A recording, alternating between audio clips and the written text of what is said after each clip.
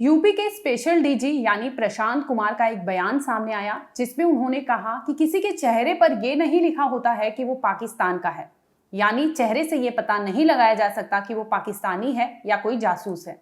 नमस्कार, आप देख रहे हैं क्राइम तक। मैं हूं अश्विनी सिंह। हाल ही में यानी कल की बात कर रहे हैं, जहां 19 जुलाई को तीन प्रदर्शनकारी वहां ग्रेटर नोएडा के रबुपुरा गांव पहुंचते हैं, जहां सचिन और सीमा एक साथ रहा करते थे। इसी दौरान वो तीनों के हाथों में एक तख्ती दिखाई देता है। आपकी स्क्रीन पर दो महिलाएं होंगी जिन्होंने बकायदा तख्ती लिया हुआ है और तख्ती पे कुछ स्लोगन लिखे हुए हैं। ये स्लोगन आपको बताते हैं कि क्या लिखा हुआ है उस पे। दरअसल इन महिलाओं के हाथों में जो तख्ती है उसमें एक महिला ने तो ये लिखा है कि सीमा हैदर को वापस पाकिस्तान भेज दो, यानी हिंदुस्तान में उसे रहने के लिए नहीं रखा जाना चाहिए। वहीं दूसरी महिला की बात करें तो उसने बकायदा तख्ती लिया है और उसमें लिखा गया है कि जिस तरह से सीमा हैदर यहाँ पनाह लेकर रह रही है, यानी अवैध तरीके से भारत में दाखिल होती है और इतना ही नहीं यहाँ पर रहने भी लगती है, तो हो सकता है आने वाले समय में आतंकवादी भी इसी राह पे आए और अवैध तरीके से यहाँ रहने लगे और गलत काम को अंजाम देने लगे।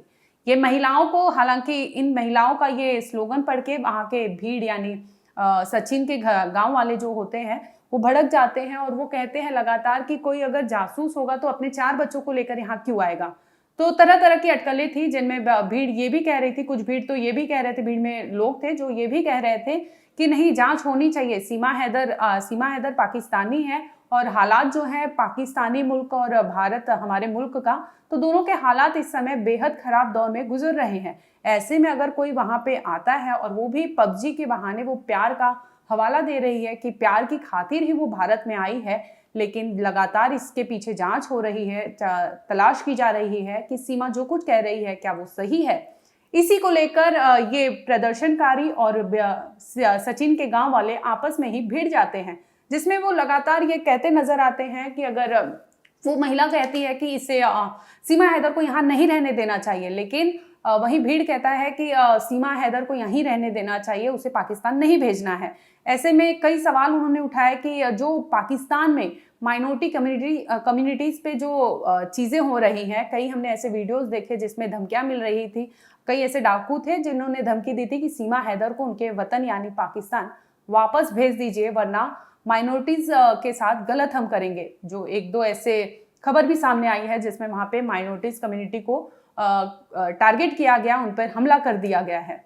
इसी को लेकर ये प्रदर्शनकारी वहां पहुंचे थे और वो कह रहे थे लगातार कि जो कुछ हो रहा है सीमा हैदर के साथ, जो जांच करनी चाहिए और बाकायदा उसे अपने वतन पाकिस्तान भेज देना चाहिए। वहीं यूपी के आला अफसर यानी यूपी के डीजीपी ने एक बयान जारी किया। उन्होंने बकायदा मीडिया से रूबरू हुए थे, जिसमें उन्होंने कहा कि किसी सीमा हैदर को लेकर ही उन्होंने चर्चा की थी, जिसमें उन्होंने कहा कि किसी के फेस पर देखकर या चेहरे पर देखकर हम ये नहीं कह सकते कि वो पाकिस्तानी है या कहाँ के हैं। 2 राष्ट्रों के बीच जुड़ा हुआ है, इसमें जब तक पर्याप्त साक्ष्य नहीं मिल जाते कुछ भी कहना उचित नहीं। किस बिंदु पर जांच हो रही, क्या नहीं, वो तो जब एक बार वो जेल जा चुकी है, उसके बाद बेल पे है, अब उसके बाहर भेजने की जो विधिक प्रक्रिया है उस हिसाब से कार्रवाई चल रही है। क्या बाहर भेजा जाएगा सर वापस? नहीं, रिपोर्ट किया जाएगा। ये तो इसके लिए पहले से कानून तय है, उस हिसाब से कार्रवाई, कानून अपना काम। भारत में दाखिल हुई है, क्या नाकामी लगती है सुरक्षा? नहीं, ऐसा नहीं है। जो अगर हमारा बॉर्डर पोरस है और उसके लिए कोई पासपोर्ट की आवश्यकता नहीं है, तो इसलिए इस तरह की चीजें। लेकिन एक पाकिस्तानी नागरिक नहीं, ये तो किसी के चेहरे पे तो कुछ लिखा नहीं। उन्होंने ये भी कहा कि अभी फिलहाल जांच चल रही है, कुछ भी कहना अभी मुमकिन नहीं है या जल्दबाजी होगी। ऐसे में वो एक तरह से जांच के विषय पर ही छोड़ दिए कि जांच होने दीजिए, खबर सामने आने दीजिए कि क्या है मामला, रिपोर्ट सामने आएगी, इसके बाद हम देखेंगे कि क्या करना है सीमा हैदर का। क्या वो हिंदुस्तान में रहेगी या उसे पाकिस्तान डिपोर्ट कर दिया जाएगा। आपको याद ही होगा कि आईबी यानी इंटेलिजेंस ब्यूरो को इनपुट मिला था, जिसके बाद इसकी सीमा हैदर केस की कमान यूपी की एटीएस टीम को दे दी गई थी। यूपी की एटीएस टीम लगातार सीमा हैदर को लेकर 16 जुलाई से ही जांच कर रही है। करीबन 24 घंटे से भी ज़्यादा की पूछताछ हुई है उन लोग से, जिनमें सचिन, सीमा हैदर और सचिन के पिता से भी पूछताछ की गई। यहाँ तक कि सीमा जो साल 2019 से बता रही थी कि वो साल 2019 में सचिन से पबजी के थ्रू मिली है, यानी पबजी गेमिंग के थ्रू वो सचिन से कांटेक्ट में आई और जिसके बाद ये लोग आपस में नंबर शेयर किए और तमाम सोशल मीडिया के जरिए वो आपस में वीडियो कॉल भी करते थे और बात होती थी। इस दौरान सीमा हैदर ने ये भी बताया था कि वो कई ऐसे तीज और त्यौहार जो पड़ते हैं भारत में, उसे वो वहाँ भी अपने कल्चर में एडमायर कर रही थी, चीज़ें वो फॉलो कर रही थी। यहाँ तक कि उसने कहा पाकिस्तान में रहकर वो सचिन के लिए उसने करवा चौथ रखा था। ऐसे में जब यूपी एटीएस ये सारी चीज़ों को खंगाल रही है, सीमा हैदर की बातों को अगर ले लें, जैसे उन्होंने कहा कि साल 2019 से वो सचिन और सीमा हैदर एक साथ मिले थे, यानी सीमा हैदर का वो जो पबजी का अकाउंट है, सीमा हैदर का वो फ़ोन है, सीमा हैदर का जो आधार कार्ड है, बचपन से लेकर सीमा हैदर अब तक जो भी उसका एज है, उसने 27 साल बताया है, लेकिन पासपोर्ट की माने तो उसकी उम्र 22 साल है। तो ऐसे में लगातार यूपी एटीएस से खंगाल रही है कि सीमा जो कुछ भी कह रही है क्या वो सही है या नहीं।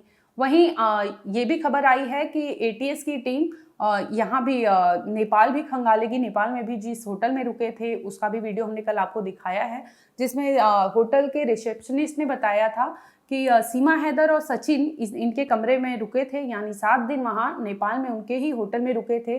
और जिसके बाद उन्होंने कमरा नंबर 204 में बाकायदा रील बनाया था। और इस वीडियो में आप देखेंगे तो सचिन बाकायदे सीमा की मांग को भर रहा है, यानी होटल वाले ने दावा किया था कि हो ना हो ये वीडियो तो हमारे यहाँ का ही है, तो हो सकता है कि उन्होंने शादी भी हमारे इसी होटल के कमरा नंबर 204 में ही की होगी। इसके अलावा सीमा हैदर और सचिन की माने तो उन्होंने कहा था कि वो नेपाल में पशुपतिनाथ मंदिर में किए थे शादी।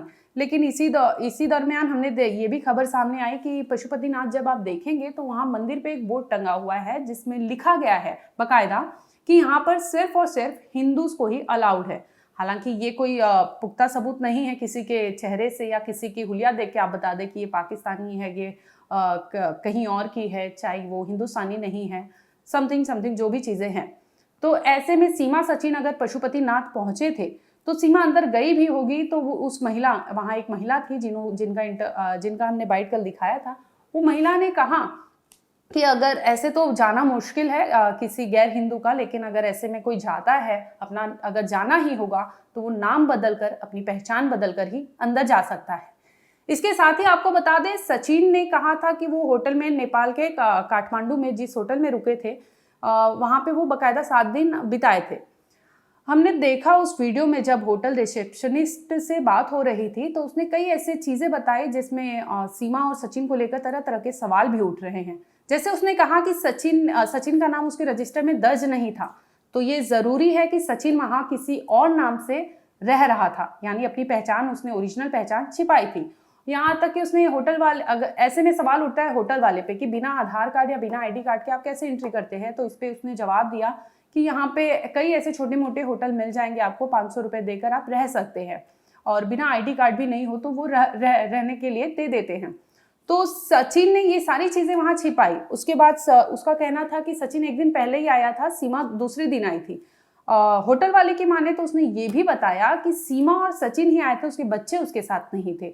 तो ऐसे में ये भी सवाल उठता है कि सीमा और सचिन अगर उस होटल में थे तो उनके बच्चे उस वक्त कहाँ थे, किसके पास थे। और हालांकि फिलहाल यूपी एटीएस की टीम, आईबी की टीम सारी चीज़ें जांच खंगाल रही है, पड़ताल कर रही है। वहीं खुफिया एजेंसी भी पाकिस्तान में पता लगा रही है कि सीमा हैदर का जो भाई है और उसके चाचा जो सूबेदार के पोस्ट पर है पाकिस्तानी आर्मी में, तो इनका भी कोई कनेक्शन तो नहीं है, किसी मकसद से सीमा हैदर यहाँ तो नहीं आई है। आपको बता दें कि सीमा और सचिन को लेकर जांच एजेंसियां लगातार उन पे शिकंजा कसी हुई है।